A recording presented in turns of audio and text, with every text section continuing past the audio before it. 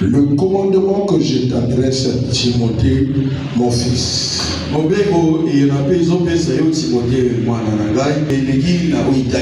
c'est que d'après elle, je combatte le bon combat. En gardant la foi et une bonne conscience. Cette conscience, quelques-uns l'ont perdue. Et ils sont fait naufrage par rapport à la foi. De ce nombre de ceux qui ont fait naufrage, il y a Hyménée et Alexandre. Que j'ai livré à Satan afin qu'il apprenne à ne pas blasphémer.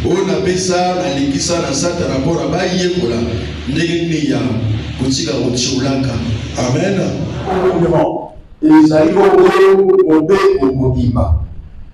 Ce qui fait que parfois nous échouons, c'est parce que nous ne sommes pas fermes. Lorsque nous croyons en quelque chose, nous ne devrions pas douter. Et si nous devrons être sur place malgré le haut et le bas. Parce que ton ennemi ne te laissera pas tranquille. L'ennemi est ferme devant quelqu'un qui croit fermement.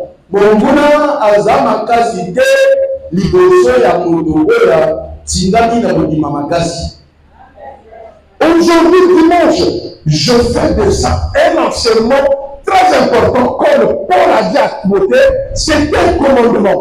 Le dimanche, Paul a dit à Timothée,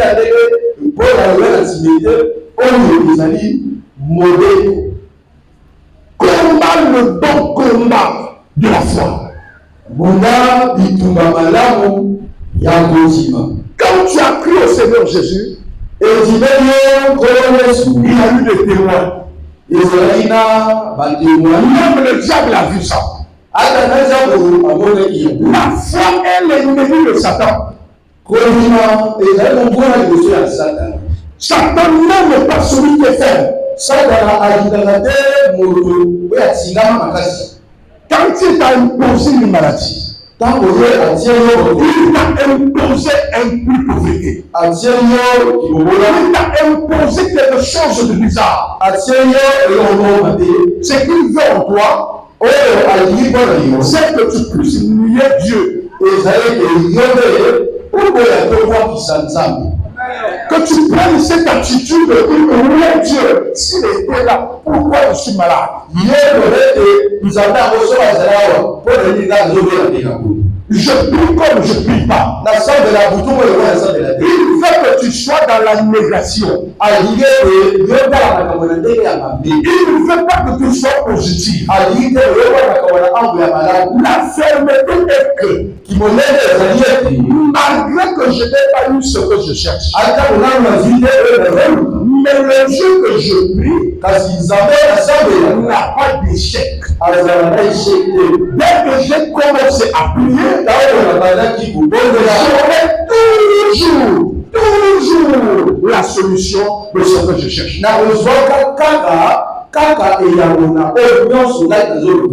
Parce que celui en qui je cherche la solution ne trompe jamais, ne ment jamais, il est incomparable. Même si je n'ai pas eu aujourd'hui, je toujours ça, parce qu'il n'est pas un homme. Il a le pouvoir sur le péché, il a le pouvoir sur la mort, il a le pouvoir sur la vie. Il est incomparable. Même si je vais dans le coma, je reviendrai. Prenez l'exemple de Lazare. Il était gravement malade.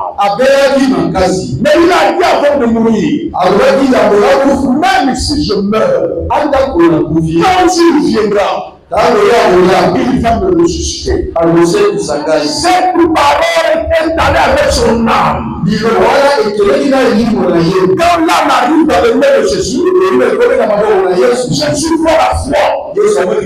La fermeté qu'il a de vivre encore. Jésus a dit, celui-là ne peut pas encore se reposer. Parce qu'il était ferme. Il dit que Jésus va me ressusciter. Alors il me ressuscite. Voilà pourquoi il est revenu ressusciter Lazare. Non pas parce qu'il va montrer qu'il est Dieu, mais c'est parce que Lazare le croyait fermement.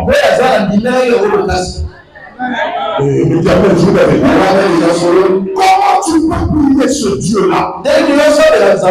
Tu sais bien que le Dieu que nous sommes venus prier ce matin, c'est le même qui a ressuscité Lazare, qui est resté 4 jours sur la terre. Alors comment tu peux l'écouter? S'il a fait pour celui qui est déjà 4 jours dans la terre, alors pourquoi ne pas guérir ton petit fort de rouge à tête?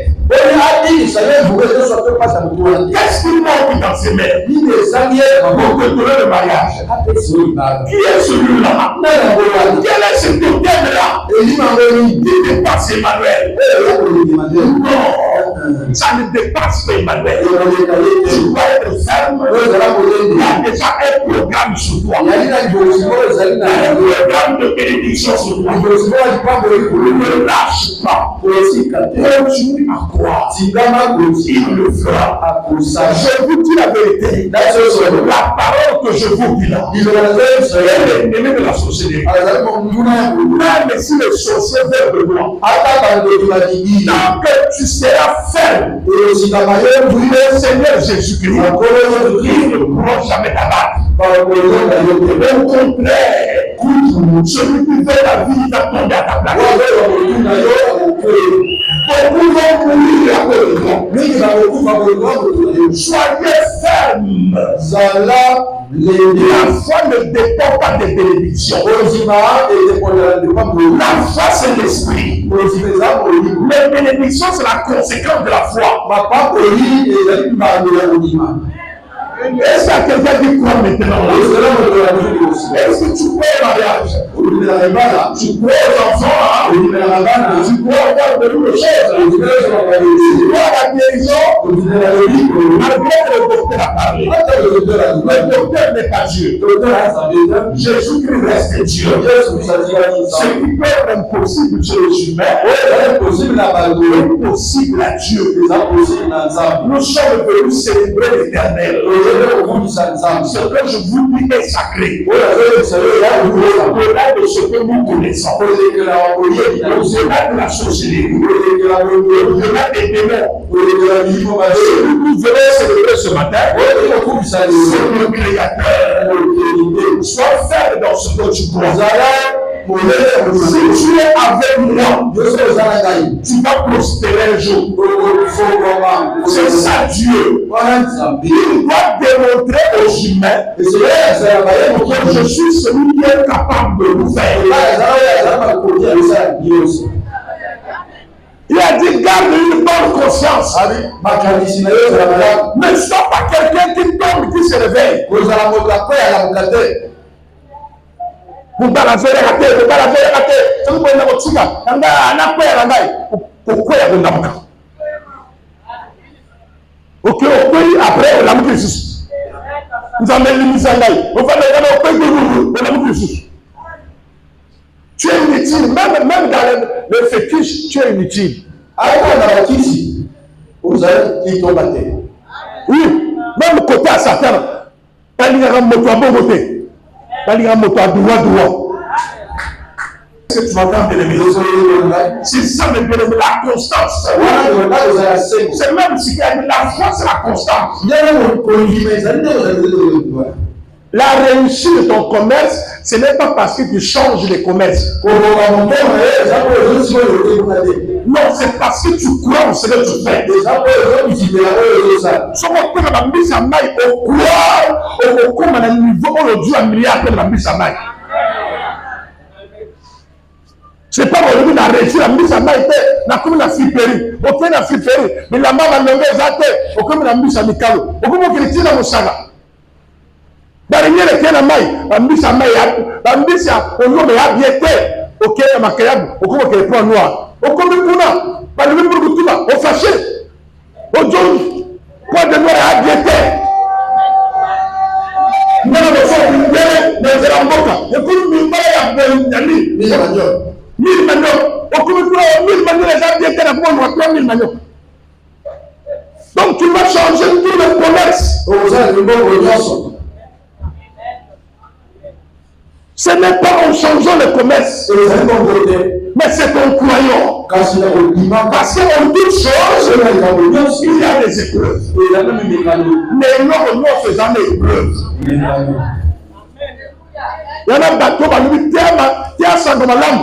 Akanisi eza pété akoma kuna mukua ete osisi bando bakoma oyeba na butu ça le Coran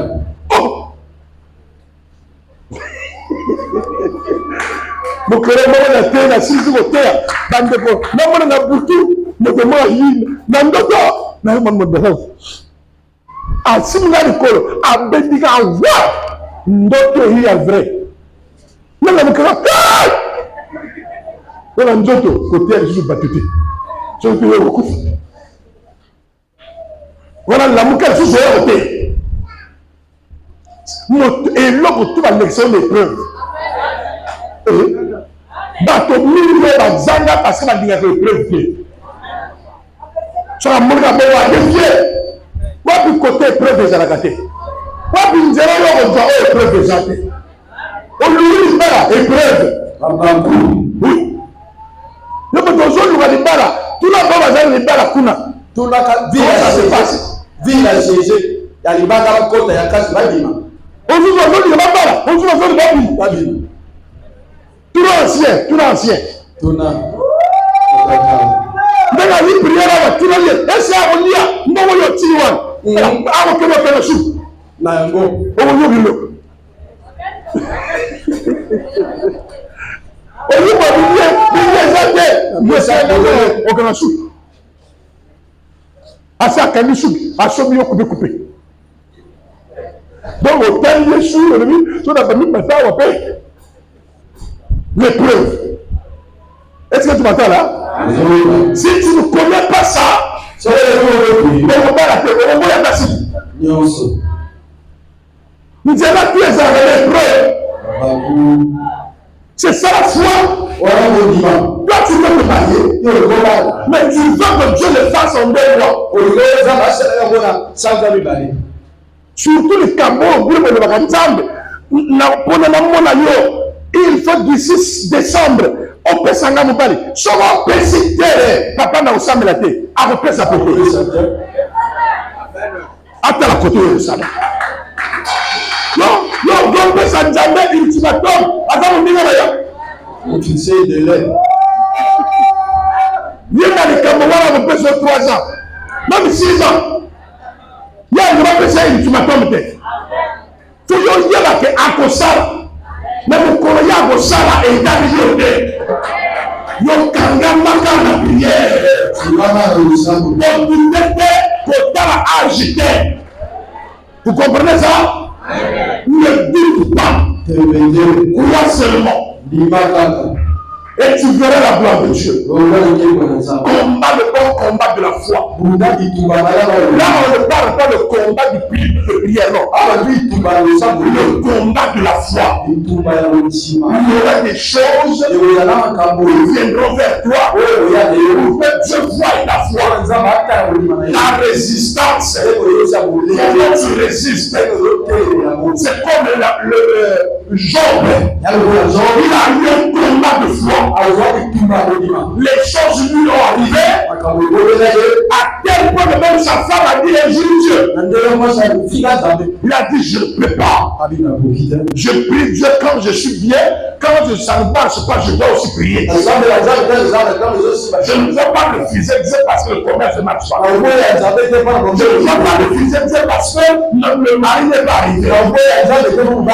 je vais mourir, je ne mourrai pas. Je ne peux pas refuser Dieu parce que j'ai pas eu d'enfant.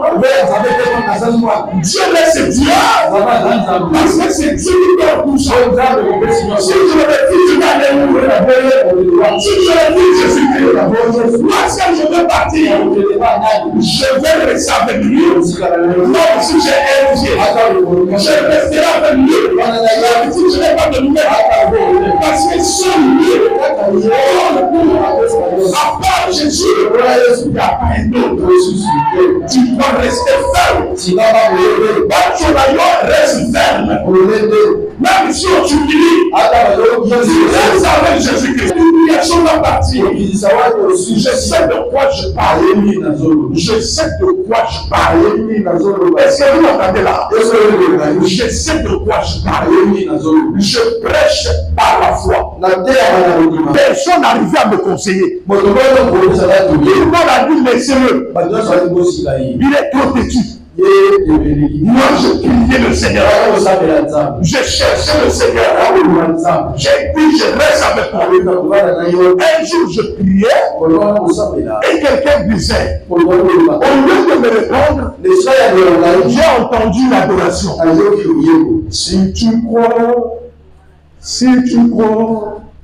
tu verras la gloire de Dieu. Si tu crois, tu verras la gloire de Dieu. Il m'a dit quoi seulement? J'ai dit c'est tout. C'est tout. Ne doute pas. Tu vas rencontrer les épreuves. Tu vas rencontrer les choses. Tu rencontreras beaucoup de choses. Mais en aucune fois, quand le malheur arrive, ne m'injure pas. Ne doute pas. Crois toujours.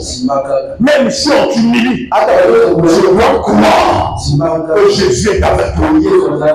Est-ce qu'il y a quelqu'un qui peut croire?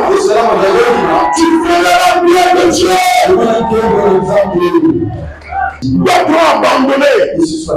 Les frères concertés qu'on a commencé à prêcher ont abandonné les têtes à cause des épreuves. Au Pays, tu as commis 47. L'homme au niveau, il y a eu 2. Nous commençons à s'embellir dans une prière. Motate. Na komi modération. Na kanami sur la fongola. Motote. Tant on a commis au sambela. Na yora makelele na fongolis. Yora motomo ya lebi bato ba te. Azaka yemmo voilà ta qui n'a lebi. Cher, ça a été fait. Na so sambela ndamoko bato tout. OK. Na besoin de téléphone, na occupé. Voilà les autres, nous autres, les bâtiments, c'est quoi qui est passé? Et bon, na yote. Encore nous autres. On a jamais vu comment c'est quoi qui est passé. Luga Moussala. Na mon frère, moi, il priait à lui, na le bac na yote, tout Luga Mbongo. Yo que le est passé. Je t'ai dit.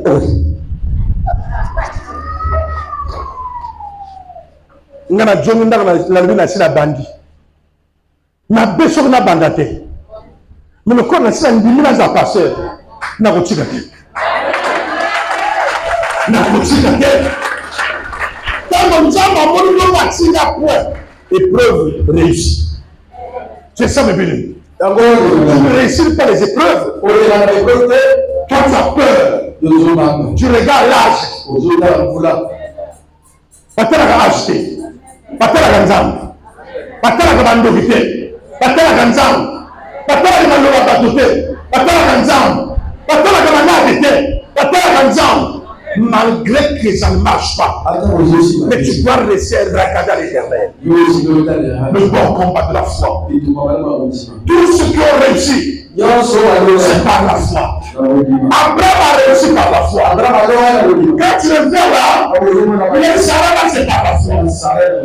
Par la foi, ils ont accepté l'impossible. Soyez ferme dans ce que vous croyez. Et vous serez béni. Et tu seras béni. À la fois, au banga batotu, au bang, au monde batoso, au monde aux ana problème, suko bakumu go loba. Oui. Bakumu go memela yoba ndoto. Na ba prophétie. Ndeko moko abotaka te na sambeli akangambi. Siko yoga yana yena ndako. Ça fait 3 fois on a fait le baillon au petit au koufi. Yoga ye papa yana ngai alubinga na boti na koufi na bikelo bana ye mota sambela ki bana yo.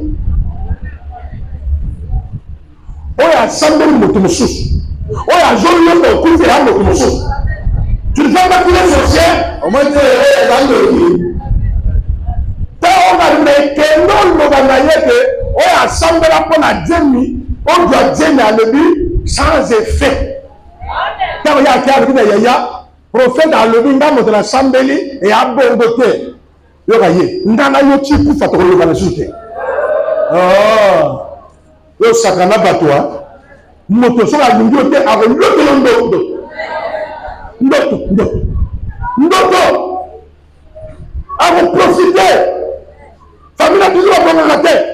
Non, famille a bonne tête. Dans la famille Abraham. Dans Isaac, dans Jacob. Dans toujours la famille a piloté. J'appartiens au Dieu d'Abraham, d'Isaac et de Jacob. C'est Jésus-Christ. Dans notre famille, on réussit. On réussit. On dit la tête de nos familles.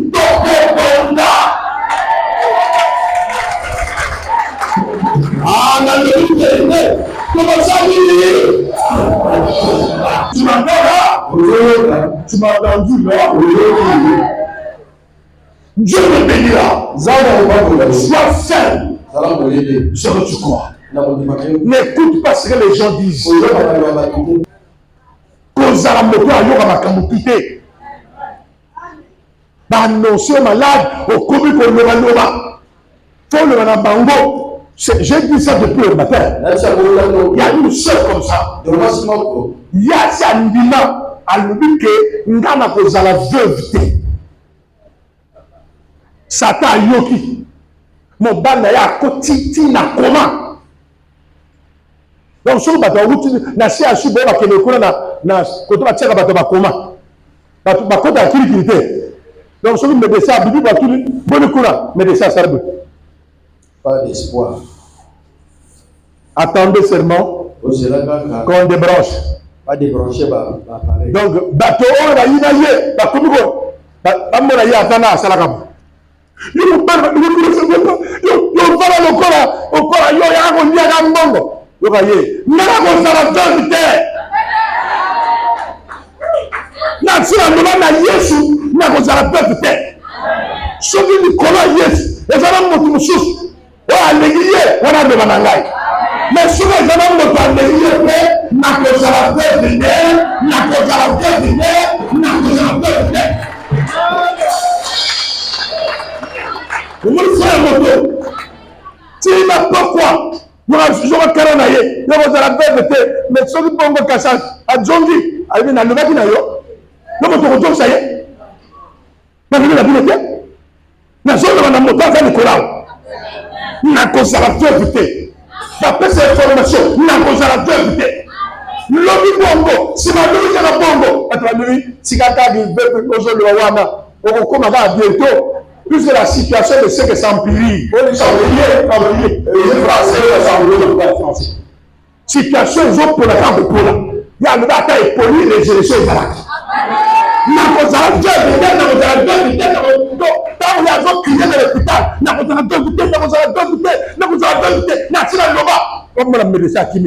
la famille était. Présent. À la mouki. On a une action.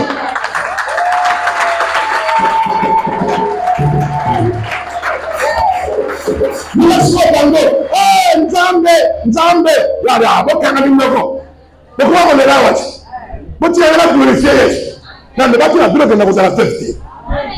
Même malgré qu'à la mouki, mais eza tu meurs te eza malali na kozala veuve te botanga bakombo bino bolingi na kozala veuve na kombo nani dites ce que vous voulez je ne serai jamais feu à 80 ans oui 80 ans et quand il aura 92 ans, moi j'aurai 80 ans, là je vais l'enterrer. Aujourd'hui là, il a fait 53 ans, moi j'ai 43 ans, ça ne marchera pas, ça ne marchera pas. Elle n'a pas vu la maladie, elle n'a pas vu le degré de maladie, elle a vu Dieu, la grandeur de Dieu, ne prenez pas la grandeur du problème, voyez la grandeur de Dieu, Dieu agira. Si tu dis, je ne peux pas perdre ma mère, Dieu va t'entendre. Je ne peux pas perdre mon père, Dieu va t'entendre. Je vais travailler, Dieu va t'entendre. Je vais voyager, Dieu va t'entendre. Je vais être pasteur, Dieu va t'entendre. Ne dis pas, Dieu le fera. J'ai besoin de temps. Dieu le fera. Je le ferai. Somo le na robala mondele pour dupeter au robala mais ngambo de la belle robala mondele ngambo na bala ga noir moïle yo somo li mondele bala mondele OK ah aujourd'hui en même temps je l'ai dit je serai grand pasteur dans le collège pour la rabido tu n'as pas toi vraiment à subir n'aba pépé bon bon bataille le dé ngana zala ko tani ni nasa changer matin je n'ai jamais changé tabo na zotel pembe le plan on va zoseka tambo yibo yo ko za grand homme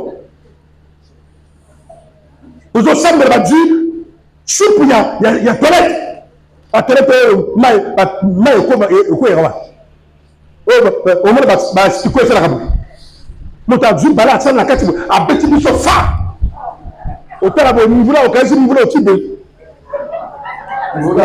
après ale bi nyama après sera monyato pinzanzam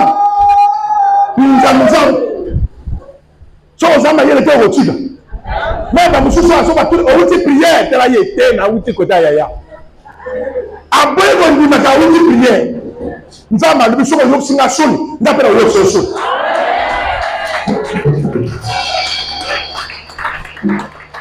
faut accepter ouvertement que tu es chrétien. Ah, on va mettre yangona no batengai nzamba ko pambola ngana la limousine na ba jaguar. Donc soki na dit jaguar ya oya ya rapport de ko so na kena zandu na jaguar na bibi ko la jaguar na matabi répondez-vous changez de comportement pour que tu puisses comprendre que nzamba azali ko la bibi onos. Moi j'ai la foi comme ça. Là on lui a peu ngate. So on linga on lui yanga on lina ni Yesu. Après on jungai. Le va bien ko.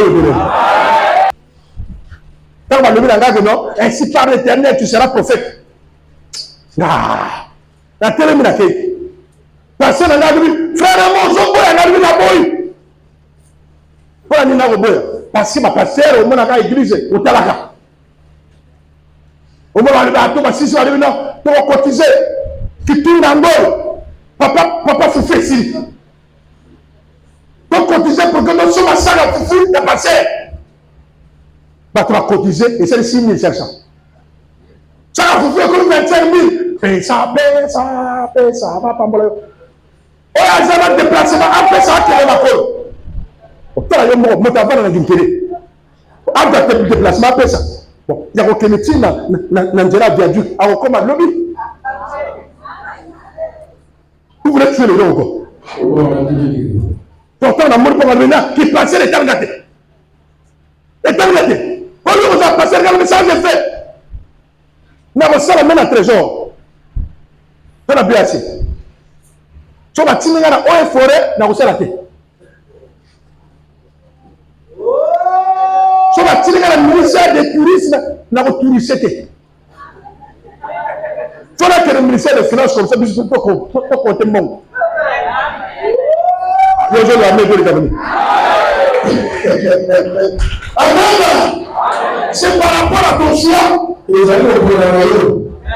N'attends la bandit, ton bandit au sang. Non, c'est vraiment Renard Bourke. Passer à Zoya en hélico.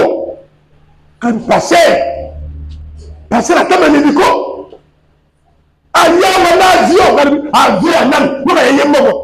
Passer à Zaragapou. Dans la liste, la passer dans Nigeria.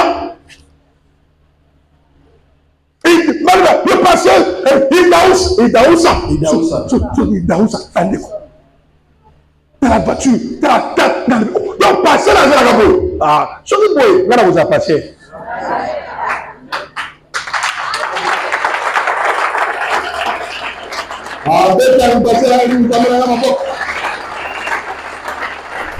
Amen. Ce gars qui est passé dans Zéla, la voiture à la salle, pas besoin de la bonne salle, la voiture. La salle, la personne n'a pas cela. On est ici, dans une dimension. Nous avons la personne parce que je suis un ministre. Un ministre de Dieu ne peut pas envier un ministre du gouvernement. Et tel yo, la mère m'a cassé. Donc, le Nicolas, c'est ma foi. Je veux monter encore. Là, je ne peux pas encore monter. Si tu veux monter avec moi, tu seras béni. Là, on commence la délégation à voyage. Le bureau de voyage. On te compte avion au voyage. On est là pour l'évangile. On dit non, non. Ça va pas pour la vérité. Et c'est tout à nous avons la foi. Aujourd'hui, je suis pasteur. C'est que les gens ne s'attendaient pas. Il a prophétie Bima. Seulement la Bima, mais ainsi par l'éternel, Raymond, Apoki, Kozala, pasteur, ainsi si prophétie n'a levé Nagozala, pasteur. Est-ce que les gens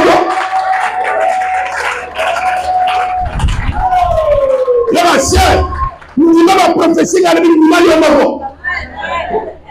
Et le monde est à l'éternité. Notre aïe a moni à l'autre au Koufi. Alors, il y a l'autre, est-ce qu'il y a l'autre? Koufi, la bonne bête de l'eau, retour. Seulement, il a laissé ça. Et le papa n'a pas dit. On connaît les tangas. Et moi, il a dit retour à l'envoyeur. Retour à l'envoyeur. Et je vais y aller. Allah t'a dit, papa n'a pas levé sur une autre terre. On l'a levé sur une autre terre. Là, je ne pas la mettre là. Moi, je suis égal à moi-même. Tant pis pour ton nom. Moi, je n'étais pas de moi-même. Mon Dieu, c'est Jésus-Christ. Je marche avec Jésus-Christ. C'est réussi.